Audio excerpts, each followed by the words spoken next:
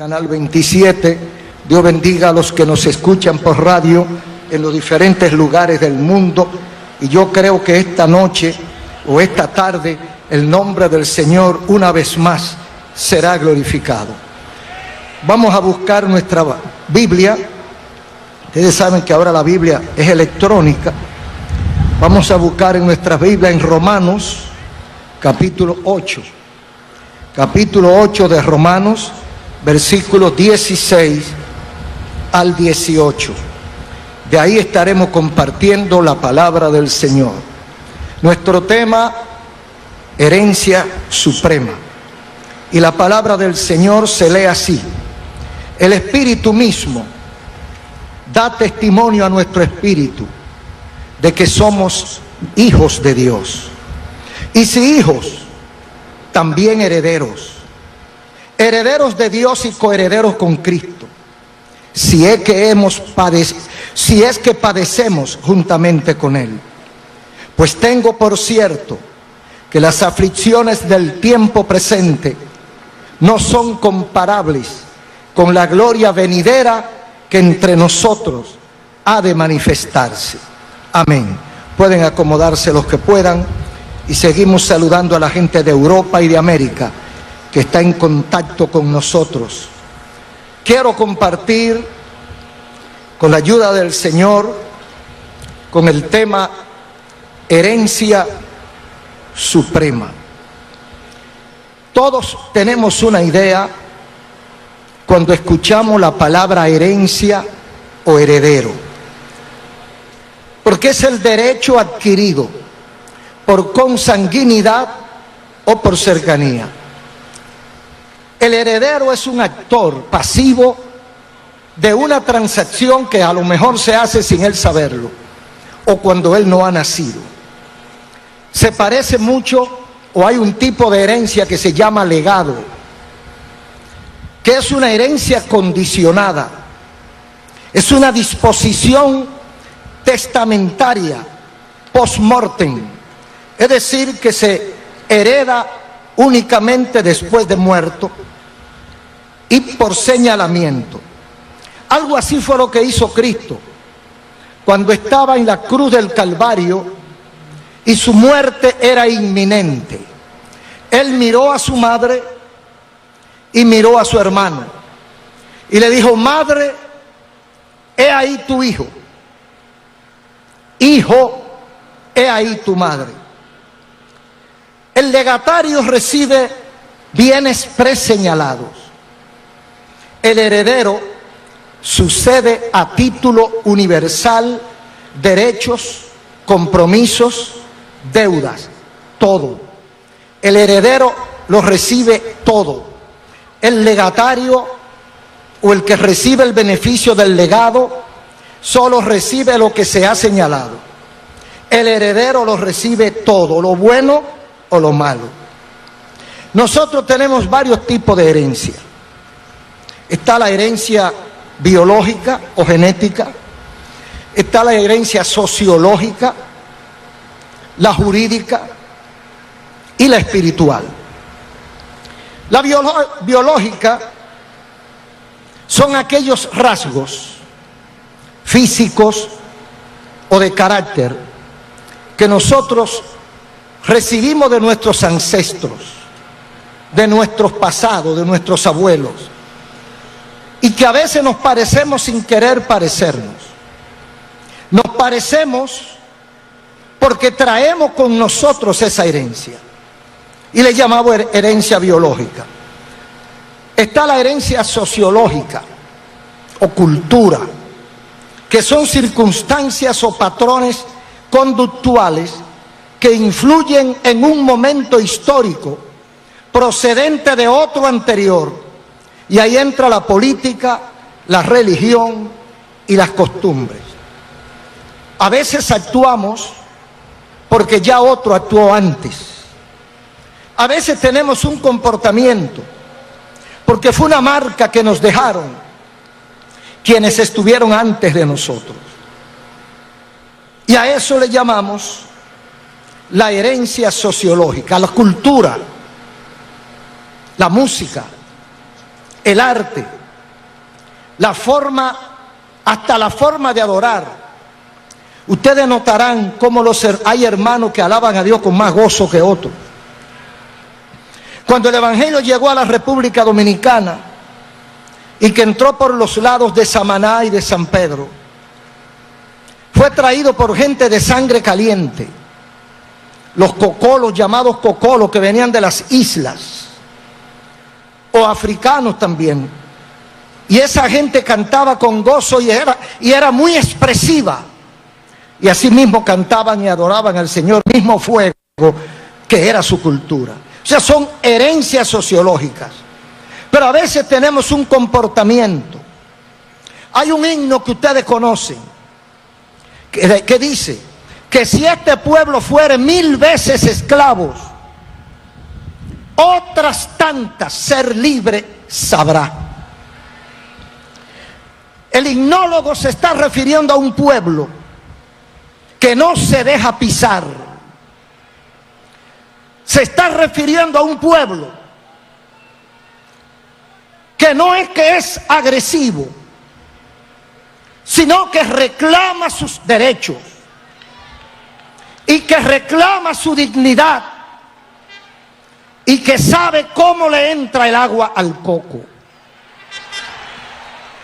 Eso es herencia cultural, sociológica de nuestros ancestros, que supieron poner el nombre donde correspondía. Pero dejemos la sociología tranquila. Hay una herencia jurídica o legal, donde nosotros recibimos bienes, derechos, deberes, compromisos, que no perimen con la muerte. Porque cuando el sujeto muere, los bienes no se mueren, las propiedades no mueren. Entonces los que quedan vivos van a heredar por consanguinidad, van a heredar esos bienes que ha dejado la persona fallecida. Esos son herencias pasajeras, temporales, mundanas, terrenales. Pero hay una herencia que es donde queremos hacer nuestro énfasis: la herencia espiritual. La herencia espiritual la vemos desde dos aspectos de la herencia espiritual. La primera parte es la parte intelectual. Es espiritual porque es intangible, es abstracta, pero es real. Entonces tenemos que hablar de la herencia intelectual, que son los rasgos ideológicos o científicos del maestro. Son hijos engendrados espiritualmente por la influencia y que son beneficiarios de bienes y de valores incuantificables. ¿Quién no recuerda alguno de sus maestros o varios de sus maestros en la escuela primaria o secundaria o intermedia o la universidad? Siempre hay maestros que marcan por su capacidad, por su versatilidad, por su carácter, y nos marcan, y de alguna manera es probable que nosotros repitamos. Fíjese que cuando hay un cantante, un artista, un político que trasciende de manera extraordinaria, hay una cantidad de seguidores que se parecen a él. Usted recuerda varios de los íconos de la política dominicana y usted va a detectar que hay una cantidad de políticos que vinieron después que se parecen a ellos hablando, porque de alguna manera influyó tanto que moldearon nuestro sistema. Entonces esas son herencias de carácter intelectual. Por ejemplo, podemos recordar, de acuerdo a los libros de filosofía y letra, el caso de Sócrates, automáticamente el padre de la filosofía, pero que era analfabeto, no sabía escribir. ¿Y quién escribió por él? Sus discípulos, Platón y Aristóteles. escribieron por él. ¿Por qué? Porque asimilaron las enseñanzas, y a eso le llamamos herencia intelectual. Y la segunda, que es la más importante, es la herencia espiritual del perfil bíblico. Bienes inmateriales de trascendencia eterna que se reciben en el alma. Quiero hablar ahora de una herencia que nos trae unos bienes que no son materiales, que no son terrenales, que no son perecederos, que son de carácter trascendental y eterno. Esos bienes inmateriales que recibimos en el espíritu no lo podemos recibir en el cuerpo, ni en el área material. Tenemos que recibirlo en el alma, porque el alma es el asiento, es la dimensión que le toca para poder recibir esos bienes y esos beneficios. Por eso quiero tocar algunos versículos bíblicos. Por ejemplo, hay un acto de gratitud en el Salmo 16:6. Dice el salmista: las cuerdas me cayeron en lugares deleitosos, y es hermosa la heredad que me ha tocado.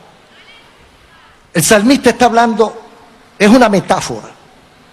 Cuando habla de cuerdas, está hablando de un terreno, de un espacio, de hectáreas o tareas de tierra. Tantas cuerdas de tierra. Entonces dice, mi propiedad, mi herencia terrena, o para yo trabajar, mi herencia para trabajar, me cayeron en lugares deleitosos, buenos, agradables, y es hermosa la heredad que me ha tocado. No siempre podemos decir eso. No todo el mundo puede decir que las cuerdas le cayeron en lugar deleitoso. Hay quienes han heredado problemas, hay quienes han heredado maldiciones, hay quienes han heredado deudas, hay quienes han heredado malos comportamientos, hay quienes han heredado cosas detestables. Pero este caso es diferente. Las cuerdas me cayeron en lugar bueno y la heredad es hermosa.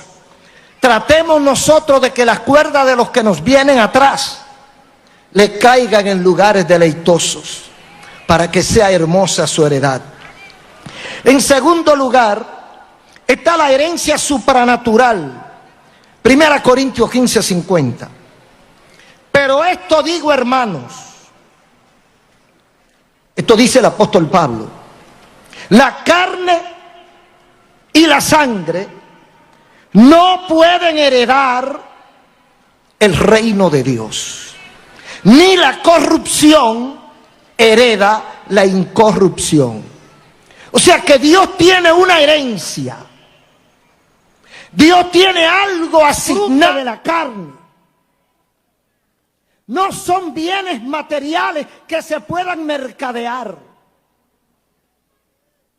No son bienes terrenales y pasajeros. Son bienes de otro tipo. Y dice Pablo, con conocimiento amplio de causa, la carne y la sangre, o sea, este cuerpo, esta carne, esta sangre, no pueden heredar, jamás podrán heredar el reino de Dios. Por eso dice la Biblia: buscad el reino de Dios y su justicia. El que está buscando la herencia espiritual para asimilarla materialmente está equivocado. Esta carne no resiste. Y aunque la recibiera, no la puede manejar. No puede heredar el reino de Dios, esta carne, por muchísimas razones. Una de ellas es porque la corrupción no puede heredar la incorrupción. Una carne que se deteriora, un cuerpo que no resiste el tiempo, un cuerpo que se muere con cualquier cosa, no puede heredar una bendición tan grande que Dios no la va a poner en un estuche de barro. Entonces tenemos que recibirla en un espacio donde no hay muerte, como es el caso del alma. Y en tercer lugar, en 1 Pedro 3:9, hay un llamado especial. No devuelva mal por mal, ni maldición por maldición, sino por el contrario, bendiciendo, sabiendo que fuimos llamados para heredar bendición. Nosotros no podemos perder nuestro tiempo en bagatelas. Por eso cuando el diablo utiliza sus instrumentos para denostar, para agredir, para empañar, para ensuciar, está recomendada.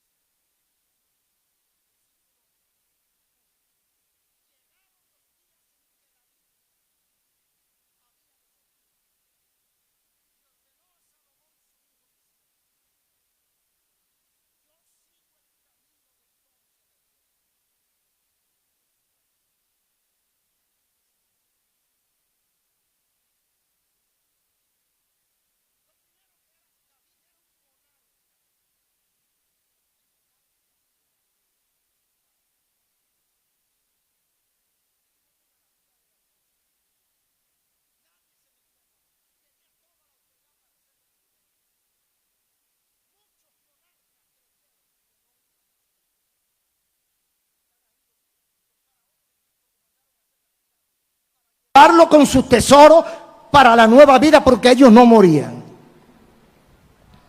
David sabía que iba a morir. Hay gente que el orgullo humano lo lleva a creerse inmortales. Hay militares, hay políticos, hay ricos, hay industriales, hay comerciantes que creen que a ellos no les va a tocar. ¿Y por qué lo decimos? Son gente que viven como que no van a morir. Son gente que no le pasa por su cabeza que aquí en esta tierra es limitado. 89 años y está estudiando una carrera en la universidad. Mandó a hacer una quinta, una mansión en tal lugar y compró una isla en el Pacífico. ¿Cuántos años se coge hacer? Preparar todo eso, 5, y tú tienes 89. Es que no piensan. David, que era un general de generales, que era un rey, que era un verdadero militar, que todo el mundo lo respetaba y le tenía miedo, sabía que iba a morir. ¿Por qué? Todo hombre consciente, toda persona inteligente sabe que va a morir. Y no solo que sabe que va a morir, se prepara. Se prepara. Porque tiene que saber que quiera o no quiera, se va. Y no se va cuando Él lo disponga. Se va cuando el que está arriba disponga que se va. Entonces David sabía que iba a morir. Y llama a su hijo. Ven acá, Salomón. Y se lo dijo a Salomón. A los hijos le aflige cuando los padres le dicen esto. Los hijos no quieren que los papás le digan, me voy a morir. Pero era verdad. Y según el calendario, los viejos se van primero. Aunque aparecen accidentes. Le dice David a Salomón, hijo mío, yo sigo el camino de todos. Aleluya. Amigos y hermanos, David está diciendo, yo soy un hombre como todos. Soy mortal. Soy enfermable. Me puede dar una cosa y morirme. Pero además ya mi edad me recomienda que tome medidas. Porque los días se acercan. Yo voy a seguir el camino de todos en la tierra. O sea, no está sacando a nadie. Yo me voy a morir, pero los demás también, los generales se van a morir. Los jefes se van a morir. Los otros reyes se van a morir. Nos vamos a morir todos. Yo también me voy a morir. Ahora, ¿qué te digo? Dos cosas. Esfuérzate y sé hombre. ¿Qué es un hombre? Hombre no es el que es masculino. Eso es macho. Padrote. El que engendra es padrote. David sabía que él era varón. Entonces, ¿por qué le dice dos cosas? O sea, para ser hombre hay que esforzarse. Todo el que nace varón no es hombre. A veces son veletas. A veces son títeres. David, que era un hombre, le dice a su hijo, lo único que te pido, lo primero que te pido es que seas hombre. Cuando David dice que sea hombre, está diciendo que sea valiente, que sea serio, que sea responsable, que cumpla sus deberes, que no le coja miedo a la vida. Para uno enfrentar la vida, para uno enfrentar los desafíos de este mundo pasajero, no puede ser una mujer en un cuerpo de hombre. Tiene que ser un hombre en cuerpo de hombre. Mucho cuidado, Salomón. Para ser hombre hay que esforzarse. Hay muchachos que se crían en una familia muy buena, con un papá muy responsable. Y ese papá no lo deja que él haga nada y se cría blandito, decía mi abuelo. Mi abuelo decía, se criaron blandito. Cuando uno se iba, lo mandaban a hacer algo y se tardaba mucho como muchacho al fin, mirando vitrina o algo. Yo recuerdo que tenía como 6 años y me mandaron a la esquina, a la pulpería, a comprar un disparate y yo me quedé mirando algo. Y él salió a buscarme. Y con un palito que él tenía, muy fuertecito, me dio en la cabeza. Y me dijo, estás perdiendo el tiempo. O sea, hombre es aquel que cumple su deber, que cumple su rol. Y lamentablemente para los hombres, Dios nos asignó lo peor a nosotros. El trabajo más fuerte es de nosotros. El mundo lo tenemos en las manos nosotros. ¿Por qué el mundo está fracasando? Porque los hombres que aparecen ahora, la mayoría son sinvergüenza, irresponsables. Entonces David le dice a Salomón, tiene que hacer un esfuerzo, porque sabe lo que yo entiendo. Ojalá esté equivocado, pero yo entiendo que para el concepto de David, un hombre vago no es hombre. Los vagos no son hombres.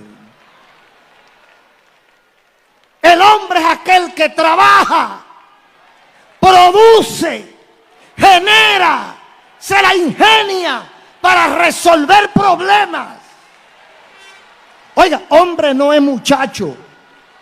Hombre no es muchacho. Hombre no es mujer. Hombre es hombre. Yo creo que eso es lo que más falta hace en las iglesias y en la sociedad. Estamos escasos de hombre. Sigue diciendo David a Salomón, después que sea hombre, porque si no eres hombre no puedes hacer esto. Versículo 3. Guarda los preceptos de Jehová tu Dios, andando en sus caminos y observando sus estatutos y mandamientos, de la manera que está escrito en la ley de Moisés, para que prosperes en todo lo que hagas y en todo lo que emprendas. Para guardar los estatutos de Jehová hay que ser hombre. Hay hombres que creen que ser hombre es beberse una caja de cerveza. Eso es ser muñeco. Muñeco de las licoreras. Títere de las licoreras. Hombre es aquel que se para frente al vicio, frente a las drogas, frente al tabaco, frente a la parranda y le dice, no voy a malgastar mi dinero, ni voy a malgastar mi fuerza. Yo soy un hombre que tomo mis decisiones.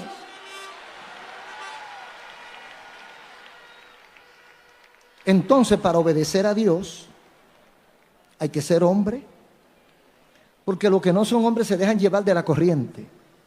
Ah, no, porque los muchachos se van a burlar de mí. Ay, que mis amigos se van a burlar de mí porque yo no fui con ellos a parrandear el fin de semana. Bueno, si ellos se burlan de ti, tú sabes lo que tú tienes que hacer. Burlarte tú de ellos. Y ya están en empate. Cuando ellos vengan borrachos el lunes a trabajar, tú te ríes de ellos. Dice, tú ves, yo estoy sobrio y tú estás blandito. Tú estás vuelto un guiñapo. Entonces, ¿cuál es el hombre de los dos? Hombre es el que le dice que no a los vicios y le dice que sí a los valores. Hombre es aquel que atiende a su familia. Hombre es aquel que sabe cuántos hijos tiene, dónde están y qué comen. Entonces, para guardar los mandatos de Jehová hay que ser hombre. Para andar en los caminos de Dios hay que ser hombre.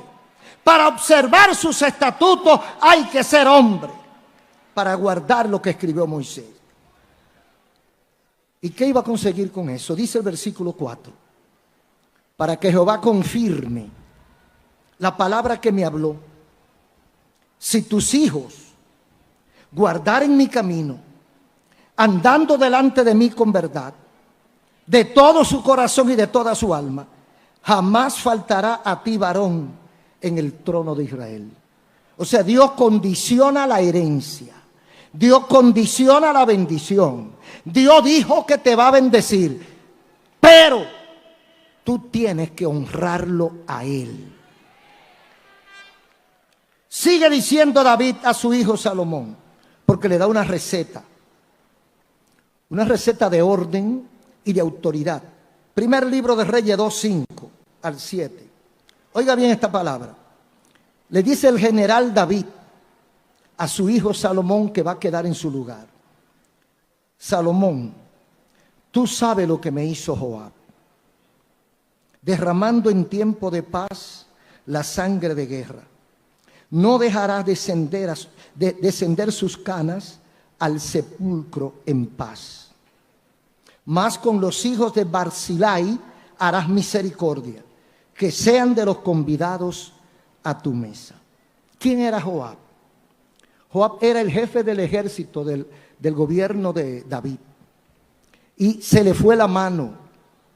Hizo cosas que no debía hacer, en contra del mandato de David, porque así pasa muchas veces. A veces el jefe da una orden y el subalterno hace lo que le da la gana, y después le echan la culpa al jefe. Entonces David le dice a Salomón: tú conoces a Joab, tú sabes lo que hizo, tú sabes cómo desobedeció mis reglas. ¿Qué yo entiendo aquí?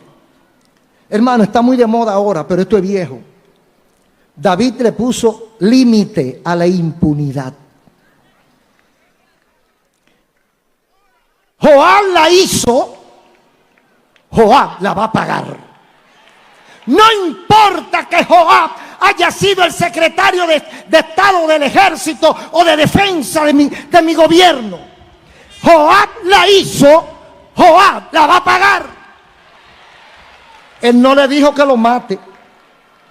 Él le dijo: no permitas descender sus canas al sepulcro en paz. Yo no sé si usted entiende lo mismo que yo, pero yo entiendo ahí: cero impunidad. Joab se portó mal, cóbrasela. Aplícale las consecuencias de su conducta. Dile a Joab que el poder no le da autoridad para que haga lo malo. Que el poder que él tenía era para cumplir y hacer cumplir las leyes, no para violarla. Entonces David estaba en contra de la impunidad. Entonces dice el versículo 7 que había una familia de la cual debes tener misericordia y convidarlos a tu mesa. O sea que una van de cal y otra van de arena, ¿verdad? Entonces aplícale la grúa y a esto bendícelo, porque se portaron bien y no han sido recompensados. Ese Salomón, por una gran parte de su gobierno, de su mandato, lo hizo bien. Hizo templo a Jehová, dio ejemplo a la nación de un comportamiento de obediencia, hizo un templo y lo inauguró. La Biblia tiene la historia que no vamos a repetir.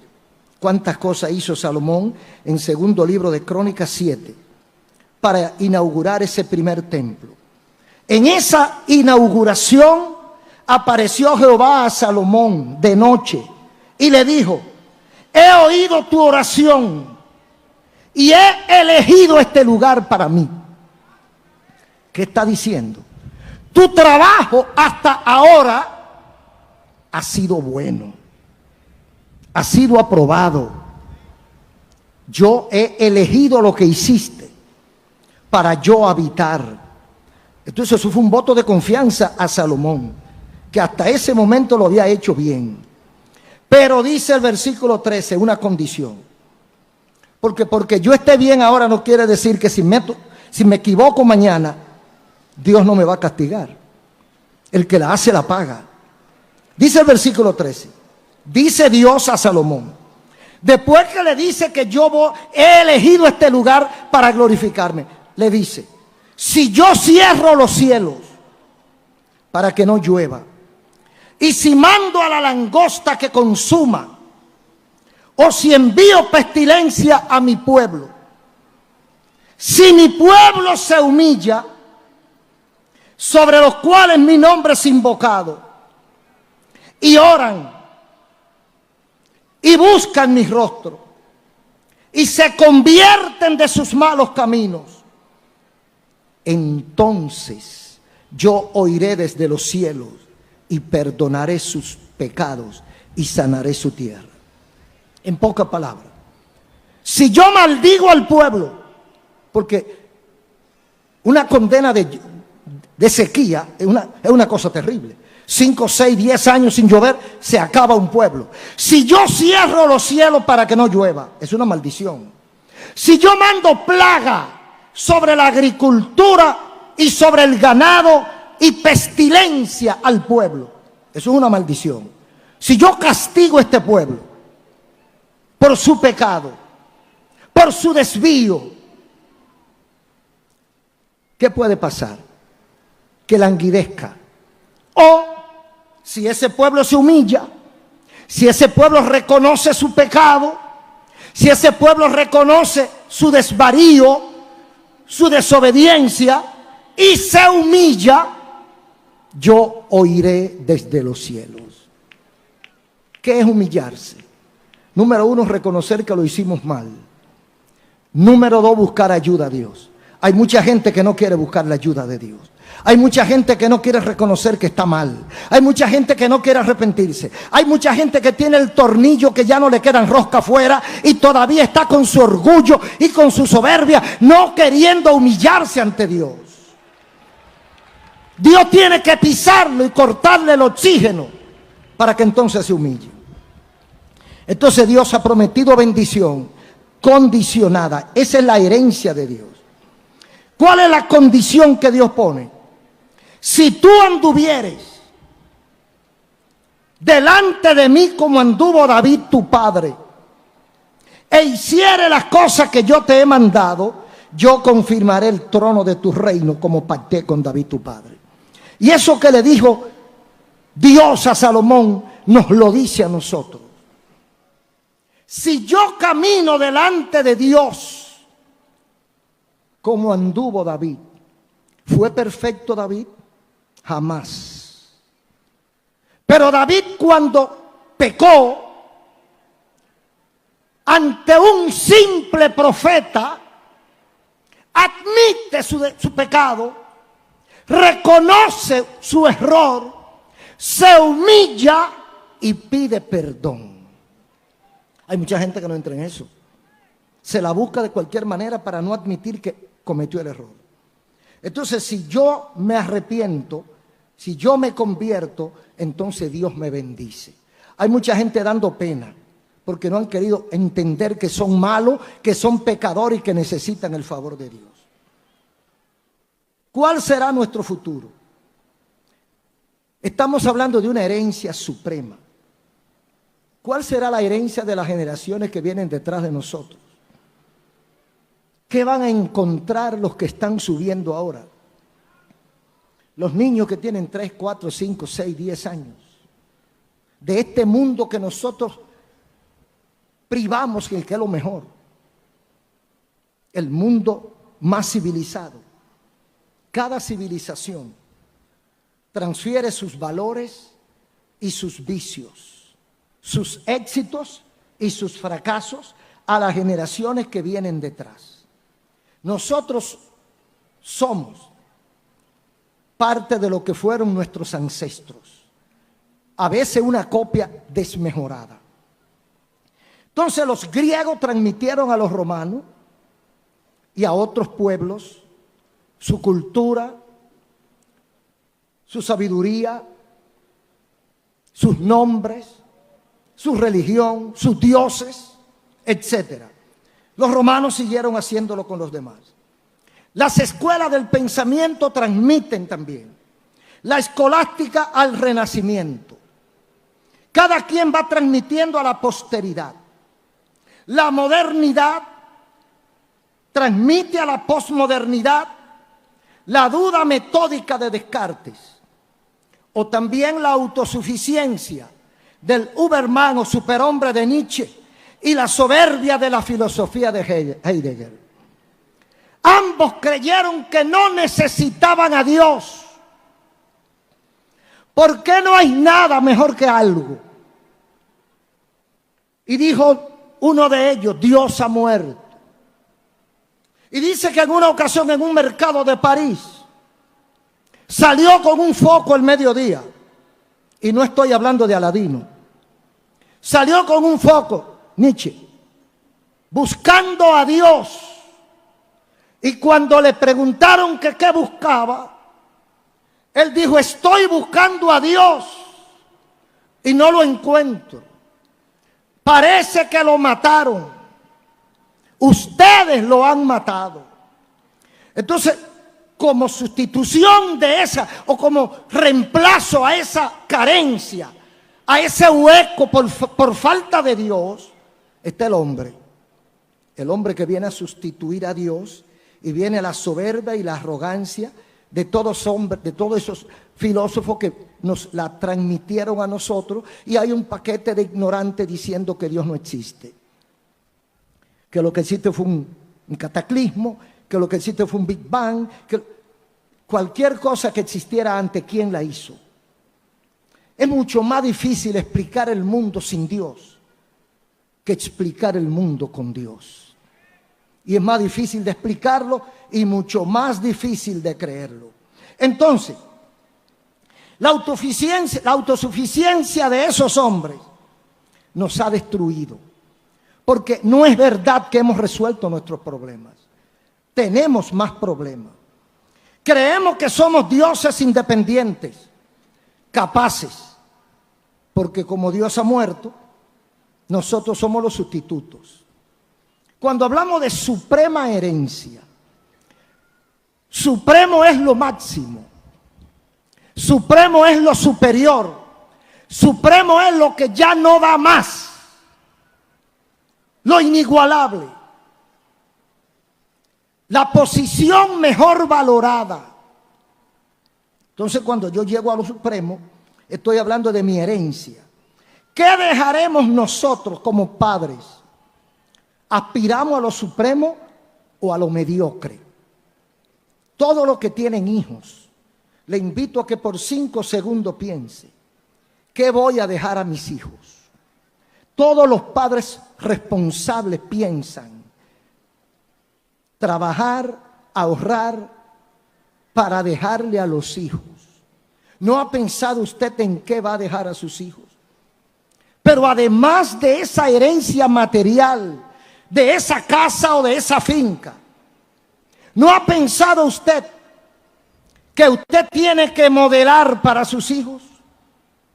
¿Cree usted que el hijo de un borracho va a ser un hombre sobrio? ¿Cree usted que el hijo de un hombre que maltrata a su esposa no va a repetir la misma película? Entonces, ¿qué pensamos dejarle a nuestros hijos? Dios tiene algo mejor. Hay una herencia suprema. Esa herencia es la que yo quiero que nos llevemos. ¿Cuál es el panorama actual? ¿Qué es lo que tenemos en nuestro adorado mundo? Número 1, tecnología. La tecnología robótica y la inteligencia artificial están sustituyendo a la gente. La gente le ha hecho un altar a la inteligencia artificial, porque es producto de su intelecto. La gente tiene ahora corazón de acero y alma sin sentimiento. Parece que le han castrado el cerebro y la mayoría ha dejado de pensar. Usted le dice a alguien, ¿cuánto cuesta eso? 9 pesos. Yo quiero 9. ¿Cuánto es? Y va a buscar la computadora o va a buscar la calculadora para... porque no sabe calcular cuántos son 9 por 9, 5 por 5, 4 por 4, 3 por 4, porque ya han dejado de pensar. Ahora el robot es el que está pensando. Ahora, ese robot no tiene alma. Esa gente no tiene alma, no tiene corazón, no tiene sentimientos, no ama, no aborrece, no odia, no nada, no siente simplemente. ¿Qué vamos a dejar a nuestra posteridad? Tecnología, crímenes, crímenes inconfesos, como el aborto, la eutanasia. Se está dando un fenómeno en esta generación. Usted sabe que esta generación aborrece a los niños antes de nacer y desprecia a los viejos porque ya no sirven. Al niño lo matan en el vientre y al viejo le ponen una inyección para que muera. Eso es lo que se llama una generación sin conciencia. Y de esta generación vendrán otras peores. Crímenes inconfesos. No hay mayor cementerio que el propio vientre de una mujer, donde niños inocentes, inconscientes, pierden la vida antes de nacer. Por eso nunca podremos estar de acuerdo con el aborto en ninguna de sus manifestaciones. Nunca jamás podremos dar el derecho de matar a nadie. Y esto no quiere decir que estemos en contra del ejercicio libre de la medicina. Pero es que es un abuso lo que se está cometiendo. Destrucción de valores, anulación de identidades. Estamos en la era del trans y del progres. Usted me ve aquí, pero si a mí me da la gana salir diciendo que soy mujer, ya yo soy mujer. Porque no es lo que usted ve, es lo que yo tenga aquí. En mi tiempo, ese tipo de gente que salía con esos disparates, lo llevaban a un lugar que hay en el 28 de la autopista Duarte. El hospital psiquiátrico, mejor conocido como el manicomio. ¿Cómo que tú no eres varón, que tú eres hembra, en un cuerpo de varón? Ah, pero esos son los trans. Los que han dejado de ser lo que son, porque están de tránsito. Hay uno que dijo que no, que él era una paloma. Y el otro que tenía un poquito más de juicio, le dice, pues si eres una paloma, sal volando. Dice, no, porque estoy en transición. Es el tiempo de los trans y los progres, y el que no crea eso está obsoleto. Estamos trabajando, o están trabajando para la eliminación de la especie, porque no quieren que haya hombres ni mujeres, sino cuerpos que piensan, cuerpos pensantes. Porque usted ve un sujeto en uno de esos países civilizados y usted no le puede llamar mujer ni hombre, sino lo que él quiera decir que es. Entonces mejor usted le llama un cuerpo que habla, un cuerpo que piensa, un cuerpo que camina. Porque se está eliminando la especie. Se ha destruido el amor de madre, el más perfecto de los amores. Esa es la herencia que se está sembrando para el futuro. Una generación que no ame a su mamá, porque de casualidad lo dio a luz, pero no lo crió. Lo criaron en la guardería, el televisor y la pantalla. La madre ya no da seno, porque le hace daño a su figura esbelta. La madre no puede darle seno porque se desfigura. Se acabó con el amor de madre, con la responsabilidad de madre. Y eso se va transmitiendo de generación a generación. Esa es una herencia catastrófica, una herencia maligna que se está transmitiendo a la posteridad.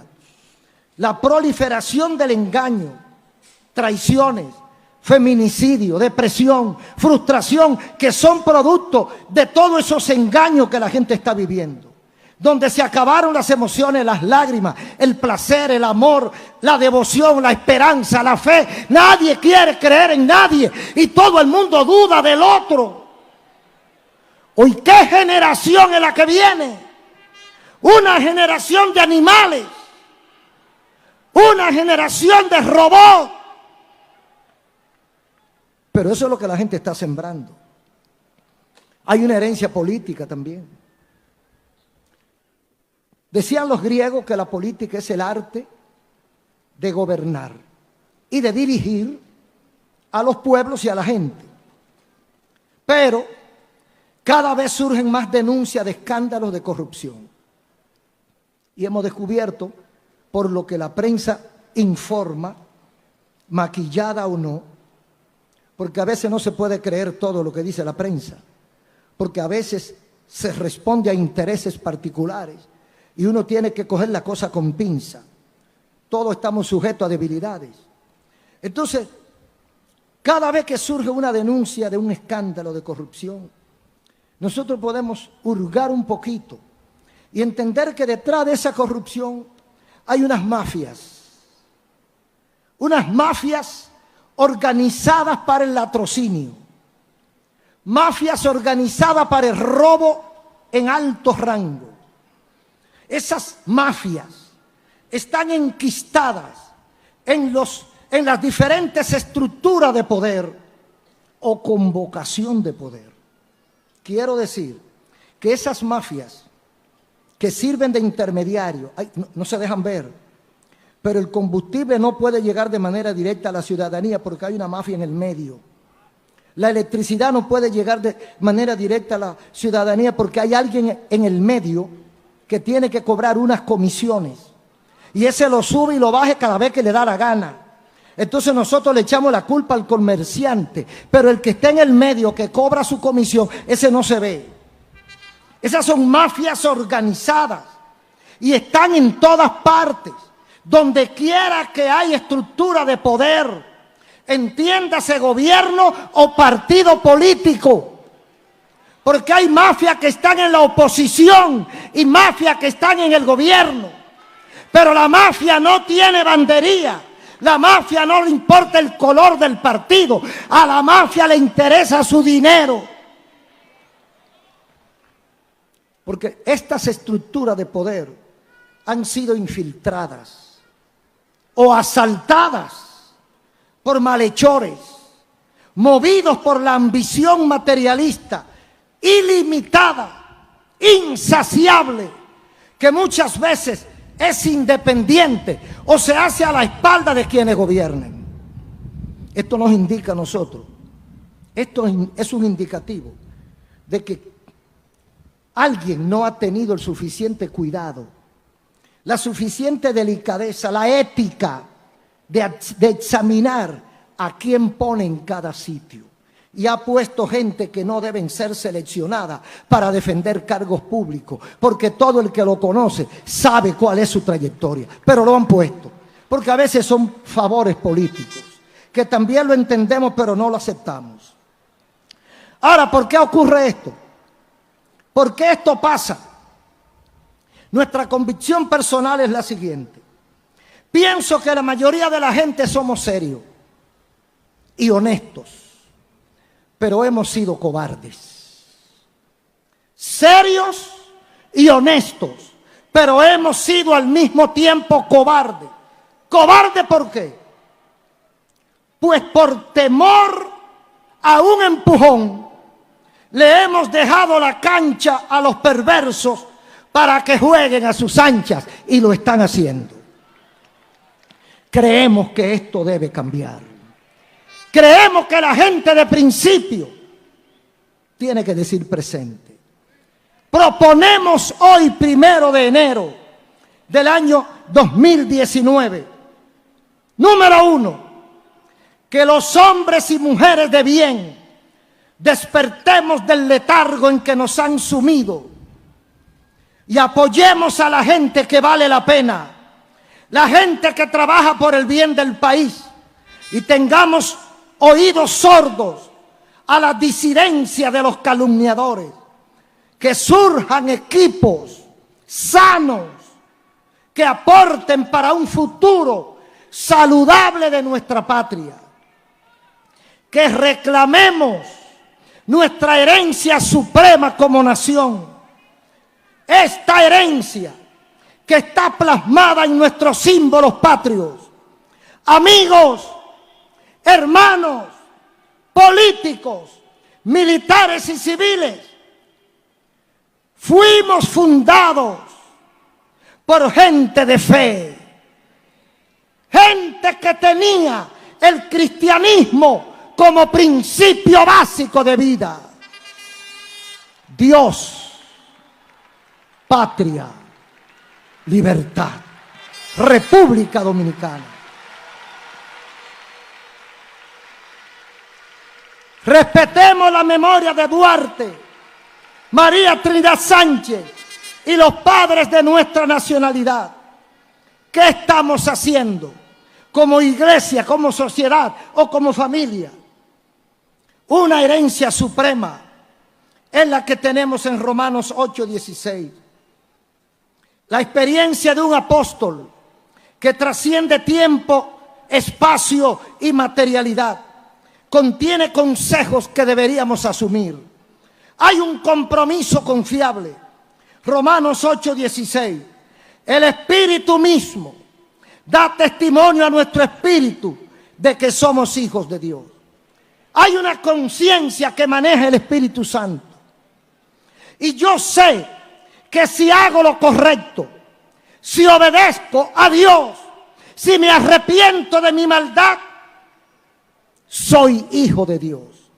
El Espíritu da testimonio de que somos hijos de Dios. ¿Cuál, hermano, amigo, cuál es el resultado de ser hijo de Dios? Y si hijos, versículo 17, y si hijos, también herederos, herederos de Dios, coherederos con Cristo, si es que padecemos juntamente con Él. Heredero de Dios, coheredero con Cristo, si padecemos. Porque hay quienes tienen miedo de que los indiquen como cristianos, porque para muchos eso es subestimación. Para nosotros es un privilegio servir y conocer a Cristo. Y dice el versículo 18, porque así como hay un compromiso confiable, que si yo le sirvo a Dios, soy hijo de Dios, y que el resultado de ese compromiso es que somos herederos de Dios en Cristo Jesús. Hay una supremacía de esta herencia. Esto no es una herencia cualquiera. Esto no es un trono. Esto no es un espacio político. Esto no es una quinta. Esto no es una fortuna en el banco tal. No. Dice el versículo 18. Pues tengo por cierto que las aflicciones del tiempo presente no se pueden comparar con la gloria venidera que entre nosotros ha de ser manifestada. Lo que yo dejo de conseguir aquí por causa de mi integridad, por causa de mi honestidad, por no querer corromperme, será sustituido por algo infinitamente superior. Una verdadera herencia suprema. Esa herencia suprema va acompañada de lo siguiente. Una herencia como, y eso yo quisiera para nuestro país, una herencia de una sociedad con menos chisme, con menos difamación, con menos injuria, con menos calumnia, que la industria sin chimenea de la calumnia se reduzca hasta el mínimo, para que la gente no viva de hablar del otro. Queremos como herencia suprema una sociedad con menos cosas dañinas, combatir la corrupción moral y administrativa a todos los niveles, combatir la incompetencia judicial y la impunidad que hoy nos maltrata y nos estruja en la cara con grandes criminales sueltos y muchos inocentes presos. Queremos una sociedad con autoridad, donde el cumplimiento de las leyes adjetivas sea una verdadera realidad. Y nosotros todos podemos ser parte de esta herencia suprema y eterna. Y esta gran herencia la dijo Cristo aquí en el capítulo 10 del libro de Marcos, versículo 29, cuando dice la palabra: respondiendo Jesús dijo, de cierto os digo que no hay ninguno, oiga bien, no hay ninguno que haya dejado casa, o hermanos, o hermanas, o padre, o madre, o mujer, o hijos, o tierra, por causa de mí, del evangelio, que no reciba 100 veces más, ahora en este tiempo, casas, hermanos, hermanas, madre, hijo, tierra, con persecuciones, y en el siglo venidero, la vida eterna.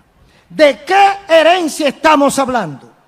De una herencia suprema que trasciende los niveles materiales.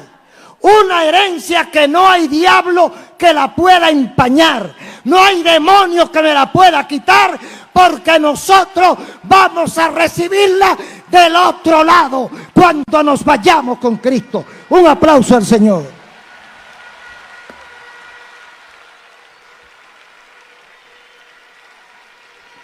Herencia suprema. Es el mensaje que Dios nos ha dado para hoy, 1 de enero del año 2019. ¿Ha pensado usted en cuál será su herencia? Le voy a pedir 5 minutos para que oremos. Le voy a decir a los amigos que están con nosotros y a aquellos que están por radio, televisión o internet: ¿pensó usted en lo que hemos predicado? ¿Está usted correcto? ¿Cree usted que es la verdad? ¿Está usted bien delante de Dios? ¿Cree que hay algo que arreglar en su vida? ¿Merece usted estar en la presencia de Dios ahora? Si la muerte llega o Cristo viene, ¿está usted listo para irse con el Señor? Entonces, si no está listo, si hay algún defecto que usted quiera resolver, le voy a invitar a que cierre sus ojos. Y usted va a orar conmigo. Vamos a pedirle a Dios perdón. Vamos a humillarnos. Vamos a pedir misericordia de Dios. Y Dios lo va a hacer. Cierre sus ojos, amigo, y repita conmigo: amado Dios, Padre Celestial, he oído tu palabra. He oído tu voz. Me he retratado a mí mismo. He descubierto que estoy mal y que si sigo por este camino, la herencia que me toca es del infierno. Para conseguir la herencia suprema que tú tienes para tus hijos, necesito hacer cambios. Quiero hacer cambios. Quiero cambiar mi vida. Perdóname. He pecado contra ti. He sido débil. He sido tambaleante, no he tenido carácter. Perdóname. Necesito dejar el vicio. Necesito dejar la maldad. Necesito dejar de mentir. Necesito amar a mi familia. Ayúdame y perdóname. Entrego mi vida a Cristo. Entrego mi corazón. Acepto a Jesucristo como Salvador de mi alma. Lávame con tu sangre derramada en la cruz y escribe mi nombre en el libro de la vida. Te doy las gracias, Señor, y ayúdame a permanecer hasta que tú vuelvas. Amén. Todo el que hizo esta oración debe asistir a una iglesia cristiana evangélica y decirle al pastor o a la pastora lo que pasó. Debe leer la Biblia y orar todos los días. Leer la Biblia y orar. Si es posible darnos su dirección o su teléfono a uno de los servidores, ellos están listos para tomarlo, pero son demasiados. Pero usted puede comunicarse con el Ministerio La Batalla de la Fe que hasta este momento está en la Leopoldo Navarro, esquina Juan Edunán, en Miraflores, ahí mismo. Pero a partir de mayo estaremos en la Charles de Gaulle, entre el Ney Arias Lora y las Hermanas Mirabal, donde estaba la cooperativa de ferreteros y la cooperativa de médicos. Ahí estaremos con la ayuda del Señor. Vamos a pedir por aquí a quien tiene la oportunidad.